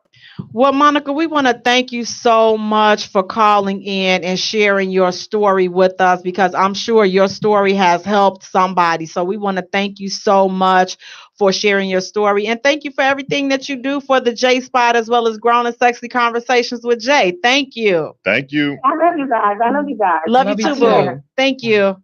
You guys, yes, thank you again. I just want to commend Monica for sharing her story. And a lot of times she said something that's so key. A lot of these rapes go unreported because you fear what someone would say, what someone would think about you, or you would blame it. It just reminds me, it brings to mind the whole Me Too movement and things like that. How a lot of people were victim bashing because they waited for such a long time. But it's like, who are you to tell somebody when is a good time? Time to say something about being sexually assaulted? Like, you don't know what people go through. You don't know what they had to go through to get to that point. Now, on the flip side of that is, do we know that some of those women were absolutely lying through their teeth? Yes, we do. And that's the unfortunate, and that's the part that makes it unfortunate. And that's the part that I think that it makes hard for a lot of people to come forth, because you got the people that's out here lying to capitalize off of a situation like this. This is nothing to capitalize off of. This is nothing to play with, because you are playing with people's lives. You're playing with people's emotions. You're playing with their mental stability. You're playing with their emotional stability. So it's like, listen, we got to get it together. Now, that same source, the online source, also went on to say that 15.8 to 35% of rapes or sexual assaults get reported. But however, there are so many more. Again, 35% get reported. I don't even think it's that many. And when they do get reported, I think they get reported, after the fact. I don't think it gets reported the first time around. I think a majority of them get reported probably the fourth or fifth time if it's occurred, And see, and it also went on to say is that it's believed that more go unreported, and that's because of the survivor's relationship to the offender. So it depends on who that person was that raped them, and then that will dictate whether or not, if it was an uncle or a brother. People hold on to crap like this. So it's just like you're sitting around here and you got an uncle that is raping kids or raping people and sisters and all kinds of crap, and people sit on it. You sit on that kind of stuff. And so generations after generations, you out here, he just as free as a bird. Now you just an old, greasy old man. You done spent all your youth terrorizing people. And now here you go. You sitting on that type of stuff. So it's like things like that, those relationships, or a husband and a wife. Yeah. You could be raped. A man, men get raped as well. And that goes unreported. We're not even going to mention the stuff with the LGBT community, because it's just like, I can't even imagine what those stats are. And you're coming out of a time where people like that weren't even listened to. Yeah, no because of what they would be blamed because of what would be considered their lifestyle as the reason why there's something they have to. Now, according to this online source, 1 in 10 men are rape victims. And most of them never come forth. So why do you guys think that men don't come forth about being raped? Yes, it's Embarrassment. Exactly. How can a man say to an authority figure, a police officer, she raped me or he raped me? You know, that's embarrassing. Or you might also be in a situation where you may not even consider it being taken advantage of as if you're a young man and a mature woman approaches you. Mm-hmm. And you know what? Joseph Ragland made a good point. Joseph, you know you all right with me. I always tell you that. He said when they do tell, the families support the abuser. They do. And that is so unfortunate. It's just like, how do we change that? How do we change it? How do we change the tone where we can make a person comfortable with reporting or telling such a thing without shaming them? Because it's like, I can't even imagine, you know, I can't imagine a relative coming and saying, you know, this person did this. I can think of the division that it would cause, because you're going to have people saying, well, if you wasn't wearing this, she wasn't wearing that, or he wasn't. And that's what I don't like when they pull it the wear thing. It's one thing if, you know, sometimes what a person wears, you know, yes, it may be too revealing or whatever. Yes, and that doesn't give them a right. So you do have to be mindful of what you wear. But even if I'm dress covered and you still decide that you're going to take it just because you want to, now it has nothing to do with what I wear or whatever. It's because you chose to violate me, you know, and that trust is clearly gone because that person trusted you to be whatever you are considered to be to her or him, brother, sister, whatever. That trust is gone. And then the uncomfortability of it, you know, especially if you are a third party to the situation, you set the person up, the uncomfortability of it for the victim, you know, who knows now that you've been set up, whatever, that whole dynamic is just messed up. You all, if you want to comment or chime in on our topic tonight, we're talking about rape and sexual assault. The number is 708-223-8953. Again, that number is 708-223-8953. You all, if you know anyone that has been raped, if you have been raped and you've never reported it and you want somebody to talk to you guys, please feel free to reach out to the National Sexual Assault Hotline, and that number is 800-656-HOPE. Again, that number is 800-656-HOPE. That's HOPE. All calls are confidential, so you don't have to worry about them giving away any information or any of that. It's confidential. So if you need someone to talk to about that, you can call that number. Now, how does a person know if they were raped? Because a lot of times, you know, they struggle. You mean from like date rape situation? From any type of situation, like how would they know, like what is rape? Like you could think that, okay, well, you know, I had this on, so I asked for it because of what you were wearing, because you hear that a lot. I volunteered in some centers, so it's like you hear that a lot. Well, if I hadn't had on these shorts, if I hadn't had on this, it goes back to also what Monica was saying, you know, if I hadn't had on this or whatever, if I hadn't been doing this, maybe it wouldn't have happened. So I asked for it. So they kind of suppress it and, you know, go into accepting, okay, you know what, I had sex with this person, but no, you really were raped. So how do you think one would know if they were raped? And here's what I want to stress. If you say no, or anything that indicates no, you don't go along with it, you don't want to do it, stop. Those are key indicators. And if that person proceeds after you are not giving consent, that is rape. But what if a person is in a situation where they can't bring themselves to say no, and they're in that space of questioning whether they brought this on or they contributed to the environment that they find themselves in that moment? But if they're being coerced into it, then that's still rape. No, I can agree with that, but that you're talking to someone who I wanted to say no, but I didn't. I thought I gave in what they were what was happening earlier in this year and at the end of last year, where women were saying, I thought I gave a nonverbal cues to let him know that it was something that I didn't want to do.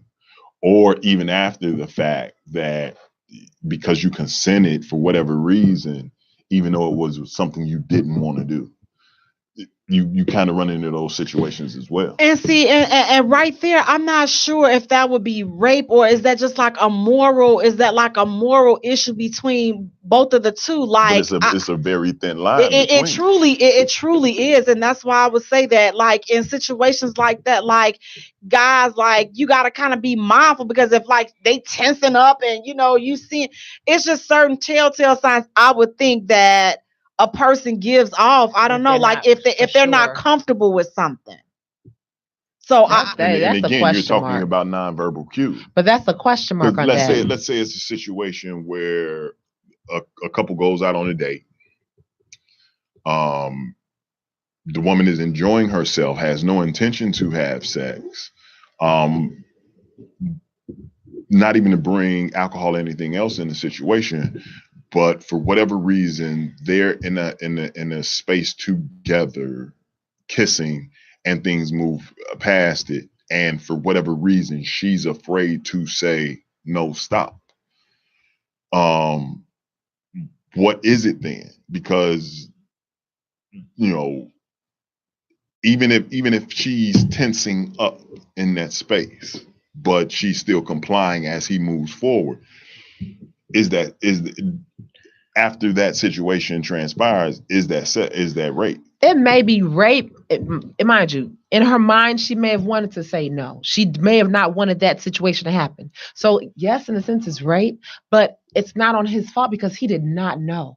If you're sending all these things, I don't know, you know, we're in the heat of the moment or whatever. You have not stopped me. And I'm speaking on from you know, I've been on both sides. I've been on both sides. I've been on one side. I've been the victim, whatever. But if I'm not saying to you, please stop, whatever, and in my mind, I'm saying it, then it kind of falls on me because I should have spoken up. Right. And since I didn't speak up at that time and situations happened and we had sex or whatever, now that I may need to come back to you and say, you know what, I may have to apologize to you too.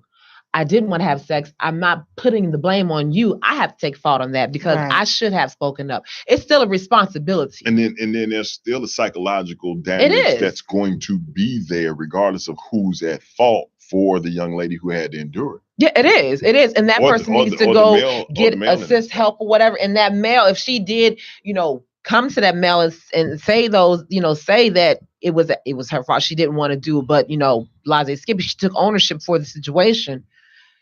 He now has the responsibility to say, you know what, maybe you should go get some help, you know. So it still falls on her. I've been in a couple of situations. I'm happy that they didn't go any further than they did as an adult, but as a kid, being in my early 20s, I question, had we consummated those evenings, a young lady could have came back and said, hey, you took advantage of me and you raped me. And it was like, but you didn't say anything. You didn't say no. But because I'm a bigger figure, I could have struck fear. And then now that's a whole nother thing that I would have had to deal with. So like when I think back on these times, I'm so grateful that nothing transpired in those spaces. But it's one of the reasons to this day. And meeting a woman, and when sex comes, we could talk about it all day long, but I'm not moving forward unless there's some clear understanding of what we both want to do.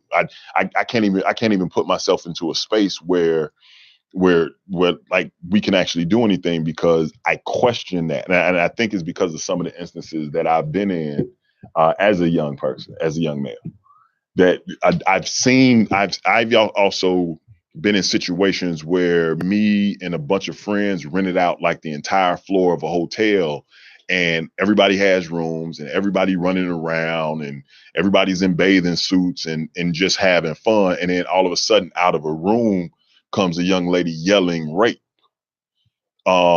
and nothing was happening. She was just upset at him, and it was her way to get back at him. And so she just started screaming rape. And so the whole floor shut down. Like, wait, hold on, what's going on? What's going to happen? Because there's a lot of like, okay, what do we do? Like no one moved, no one touched anything. Like everybody, are you okay? Did anyone do any, like all these questions coming up? Because one, you want to protect the people that are around you. You as a human being, you don't, the people who are around you, you to a degree, you take them in your care and you want them to leave as safe as they can. But then at the same time, especially in this instance, this person is blatantly lying, trying to hurt a person, and they did nothing wrong. And again, after that fact, if it would have went any further, what is the recourse for that person? Right. And we're definitely going to tackle that a little bit later as far as what should the recourse be for a situation like that, because that's definitely unfortunate. Hey, 6-4. We have Cortez. He's saying we also have to have a clear understanding exactly what rape culture is, because it's not clearly defined. And we come from a culture where this behavior is completely normal, especially if you're a Black man. Certain behavior is of the culture, but then certain behavior is not. And I wanted to kind of dig a little bit deeper into that, Cortez. Now, here's the thing. No means no. It doesn't matter if you go home with the man, go up to his hotel room in the wee hours of the morning. That does not mean that you are consenting to sex. You're just going to the room. Okay. Let's get that clear. No means no. It doesn't matter if it's 5:49, 4:59, 2:47. You in the room, you just in the room, does not mean that you are consenting to sex. But on the flip side of that, let's not put ourselves in situations that will make us vulnerable to these type of things happening. We got to do our part to keep ourselves safe as well. So you know that you've been drinking, he been drinking, all these guys been drinking, and you the only female. Listen, don't you take your end up to that room. It doesn't give them a right to do anything to you. Absolutely not. Don't put yourself in that position. It's like, it's so dangerous, especially with alcohol. It's involved. Man, it's like alcohol takes things to a whole nother level. That's why I never drank, especially to be in a club and be drinking. Listen, I'm guarding my coochie and yours. So listen, get your. Well, I would go out with some of my friends. Listen, don't get up in here, start drinking all this stuff, and now you can't keep guard. Listen, I got one vagina to keep. I can't be watching all these vaginas. Okay, so get yourself together. A lot of stuff that I saw when I was a young adult, it put me in a place where I had a big disdain for women who drank excessively. Like even so much so to the point where women I dated would not drink. The entire relationship, they wouldn't drink, just because I saw so much. I saw women go through a lot of stuff that it was just like, it's because you're putting yourself in that place. Right. So, and stop going on a date. You meeting this guy off, especially you just meeting him. You're just meeting him. And you're ordering up all this stuff, and now you've gotten sloppy drunk. You've put yourself in an unsafe situation. Again, that does not give anyone the right to touch you, to do anything, but don't put yourself out there.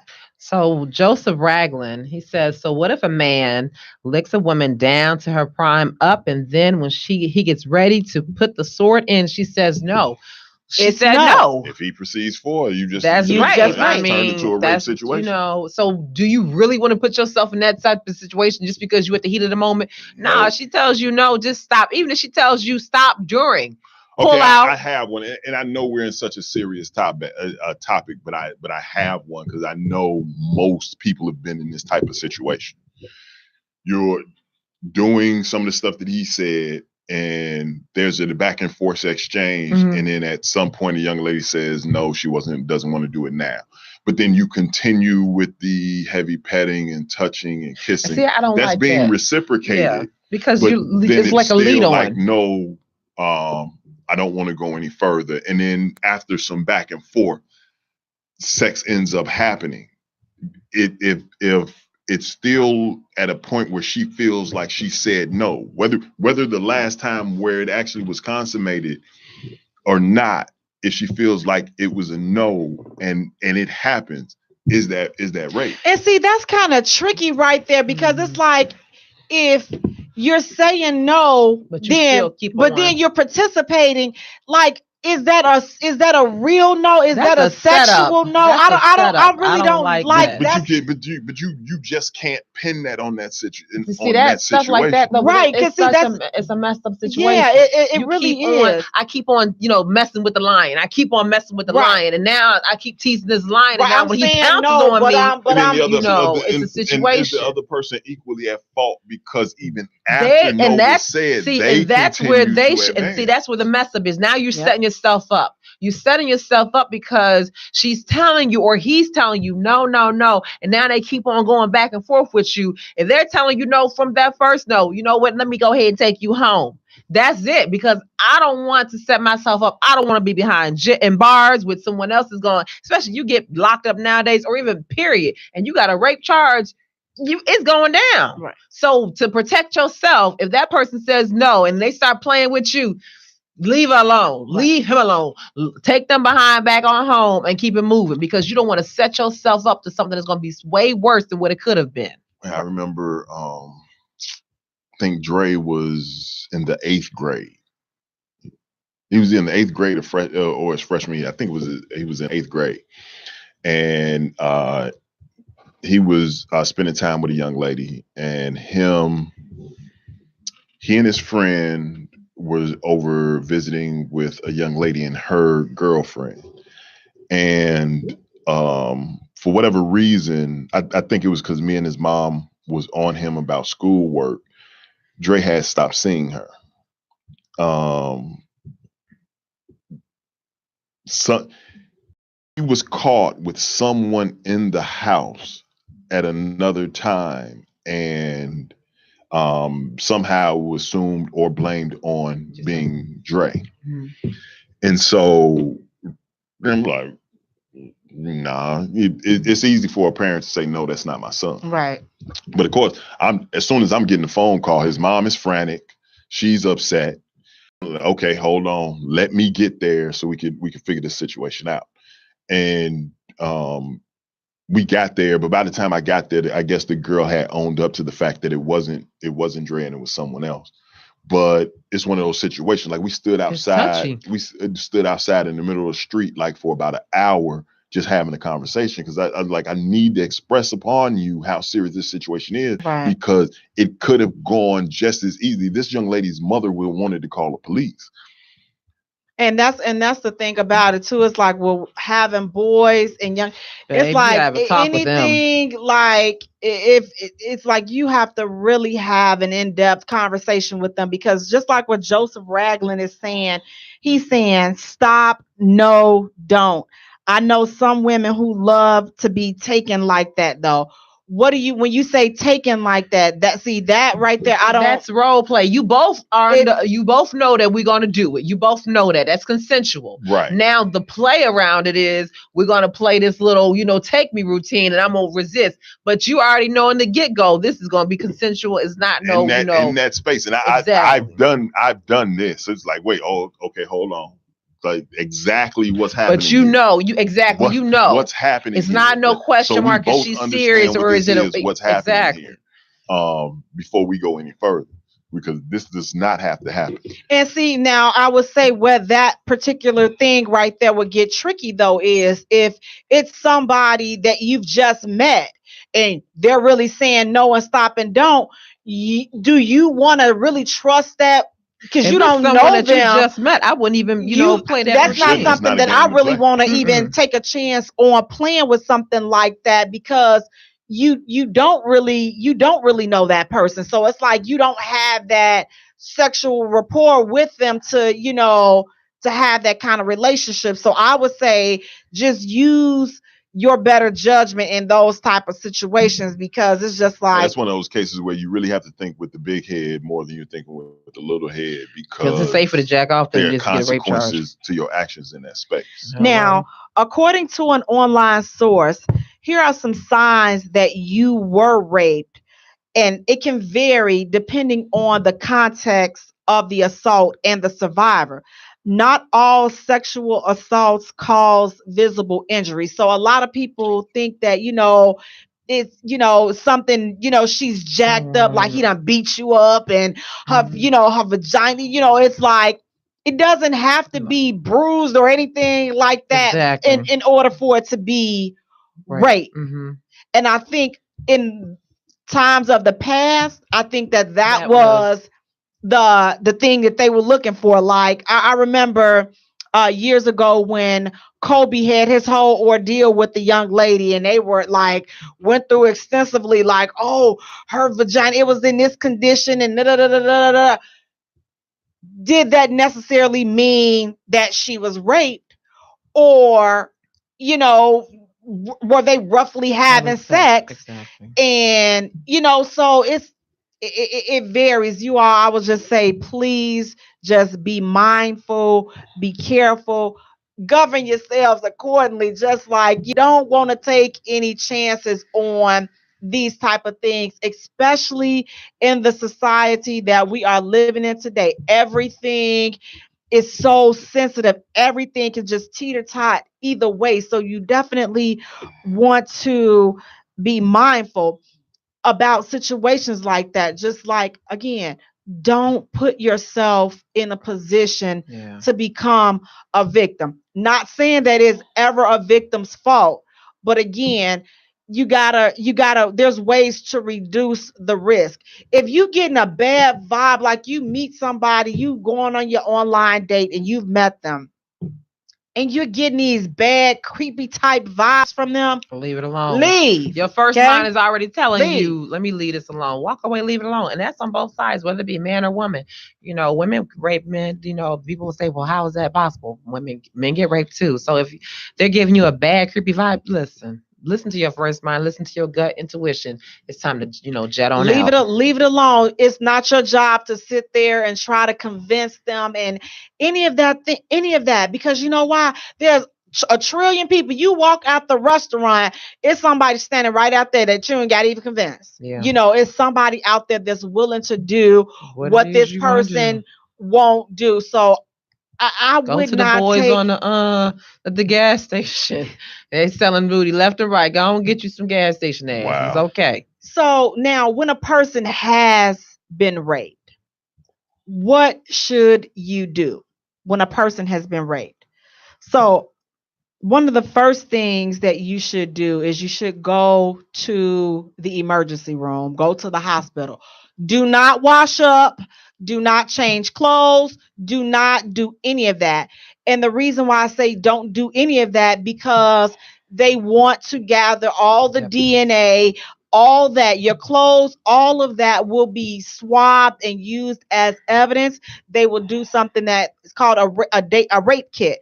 They will do all that. So they will gather, all kinds of stuff. So you don't want to go wash up, and really, time is of the essence in those type of situations when it comes to gathering evidence. Can you still report it if you went home, if you washed up and things like that? Absolutely. But you just have a stronger chance of proving what you said, when they have the evidence. But then, as I say that, I think about the flip side of it. Like, what if this chick wasn't raped? You know what I'm saying? And you done had sex.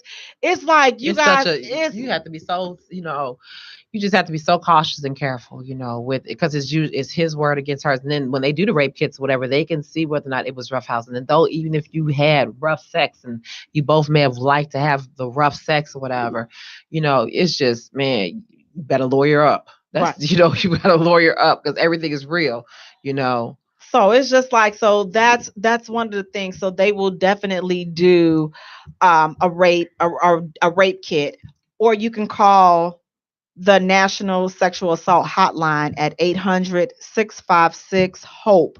Again, that number is 800-656-HOPE.